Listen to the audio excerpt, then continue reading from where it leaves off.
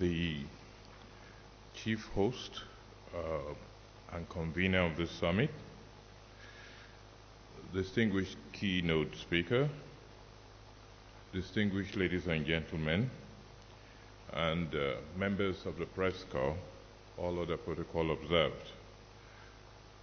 I am happy to be here today, but first and foremost, let me commend the conveners of this summit. It's not all the time you really see, it's nice to see a discourse, an ongoing discourse, talking about employees. Most cases, what we have is captain of industry, industrialists talking about business and talking about the economy. And it is good to know that whether we like it or not, there is no business that can be well driven or achieve its motives without the human capital factor. And it is also an auspicious moment at this time when the nation is diversifying and we are looking at the growth and development, and we are also looking at the contribution to the GDP of every state, and also in Nigeria in particular. I must quickly point out that when we talk about motivation and we talk about boosting employee performance, coming up, and I also want to go back and relate to what the keynote speaker, Dr. Salami, said about a deficit skills gap in the country. The question is, what performance are we boosting without really identifying the sustainability of employment, especially given the quality of employees we have?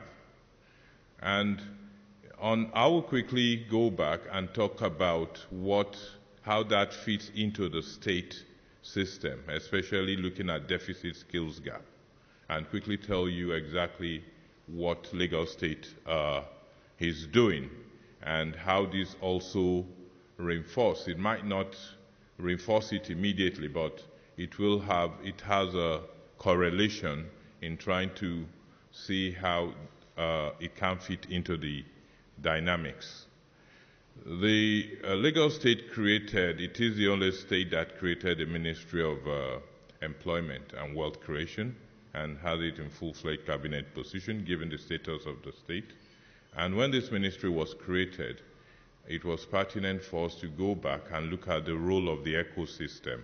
The ecosystem also, especially in the employability market, is where you have the interplay in terms of the employers, the employee, the job content, and also how to beef up the deficit skills gap. We are all aware of the high unemployment rate.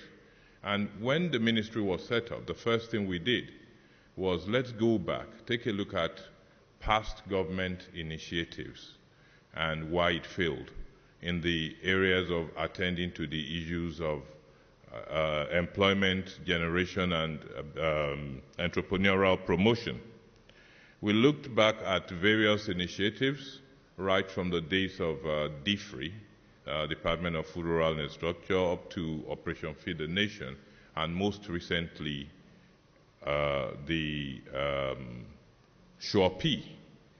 And we found out that government intervention was the cause. We found out that it is only the real employers of labor, the private sector, that can really employ, that can really sustain the quality of employment, sustain the quality of sustain employment, which will impact on development.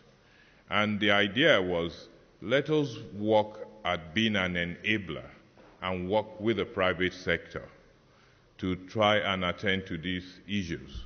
And that is where we started from, that is where we embarked on a journey, and that is where we are still going on, we are still moving on in that direction. And moving further, trying to look at the deficit skills gap. But there is a correlation between what the constructive engagement between the employer and the employee when it comes to ongoing negotiations, and also the wider ecosystem within the governance space where it operates. And it is also pertinent that in trying to create that enabling environment, the idea was, look, let us move more and work with the private sector. And that, based on that, we started kickstarting a lot of initiatives whereby we'll start filling the deficit skills gap. Government should not train. Government should more or less leave training to the private sector so that they don't start, they have their own brownfields where government had tried training in the past to try to build up employability. And so far with our journey, we are also trying to look at how we go back into the schools, how we go back into the polytechnics, because we observe that the cognitive institutions that will enhance and the employability skills of most of these employees that we are looking at in terms of boosting their performance, and also when they go into entry into the job market, it's just not there. And those institutions need to be reinvented in terms of going back to the schools, having innovation centers in the school, having employability centers in the schools, getting them to volunteer. Because that deficit skill gap comes out of the inability to have the formal education being reinforced with, training. I mean, those days when we had the technical centers, those days when we had the catering institutes that were ensconced in our education are no longer there. So we need to reinvent those wheels so that it makes them more employable, it makes them more accountable. And based on that, we all took cognizance and said, look, what about those graduates that are out if we're going to do that? A lot of graduates, like Dr. Salami said, really are not employable. So if they are not employable, what are we going to negotiate? But on the other hand, one of the ways to be able to tackle that, which we are working on, especially with the private sector, in collaboration with the CIBM PM and Ford Foundation of recent, and quite other employability partners, we launched a graduate internship program, which will give them that opportunity for graduates on a competitive basis, right, to be able to get up, go and work in select firms for 3 months. And one of the things we also did was try to rekindle the trust in government. In the past, the private sector had lost trust in government when it came to such initiatives. So the idea was, look, we worked with a consultant, we made sure the results, the psychometrics were done online, and even the potential employability partners had access to the online test results, which is also available. And that is trying to reinvent the ecosystem within which we expect the employability market to play. So for us, this comes as a very welcome initiative, looking at the issues of, look, how do we motivate employees?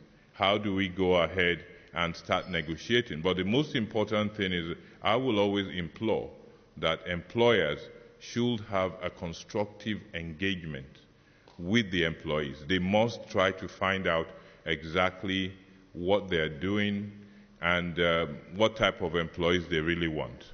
And because there has been a redefinition of governance, there has been a redefinition even within the socio-political environment, and that is being redefined on a daily basis.